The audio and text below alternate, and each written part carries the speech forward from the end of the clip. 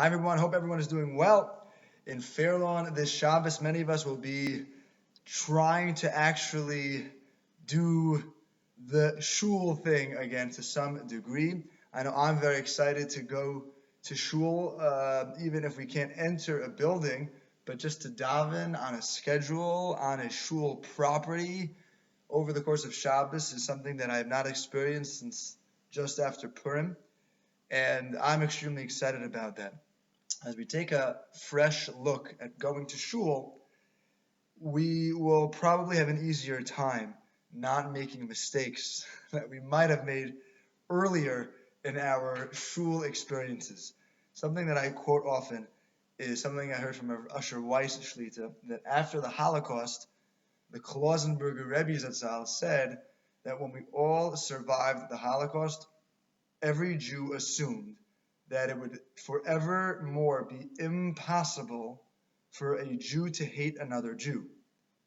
We can understand such a thing, right? After the Jewish people were persecuted, so the survivors remain closer than ever before, and it's unfathomable for a Jew to hate another Jew after they've experienced firsthand what hatred can do, and they have fought for their Jewish identity, and a Jew is a Jew, and you want to just kiss your brother, even if they're not actually related to you. And in a less dramatic, much less dramatic vein, we go back to shul to some degree, and obviously we don't want to make mistakes that might have been common before COVID-19. So for example, it's very common for people to get insulted from a gabbai in shul if they don't go to an aliyah, something along those lines.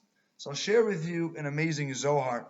It explains why the Meraglim sinned. We know in this week's Parshat Shelach, the Meraglim were not only tzaddikim, they were the leaders of the people. They were the heads of Klal Yisrael. They should have been the top-notch Jews who were the heroes of the story, and something corrupted them. The Zohar I'm reading in front of me explains as follows. They said to themselves, in the desert we are powerful, we're the heads.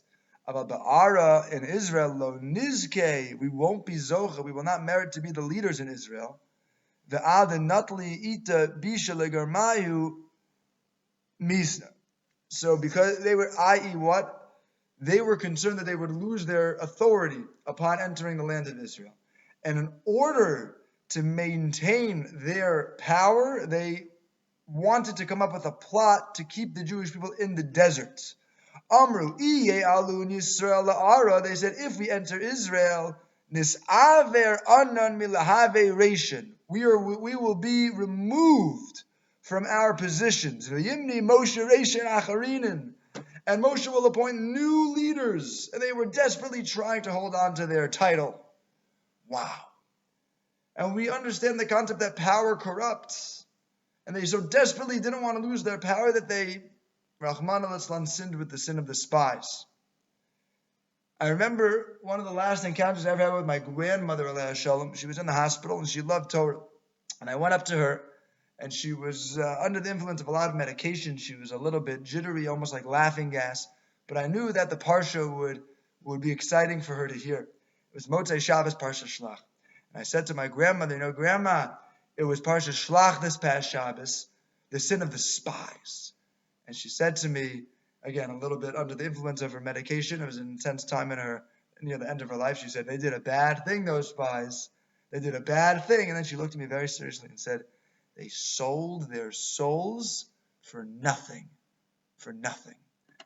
And at that time, I thought of the Gemara that says that the Shechina dwells upon a sick person. And I thought my grandmother was referring to this Zohar. That what did they sin for? So they could keep their position.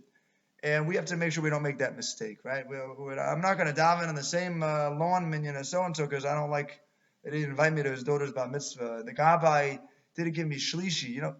We should all have the Klausenberger's Rebbe, this Musar in mind, that we should be so excited just to be able to daven with a minyan again and have a little bit of a taste of Shabbos again. We should be running to say good Shabbos to our fellow Jews with as much simcha as we've ever had, and chas v'shalom to make the same mistakes about politics. Shul politics should be forever gone. Have a wonderful Shabbos.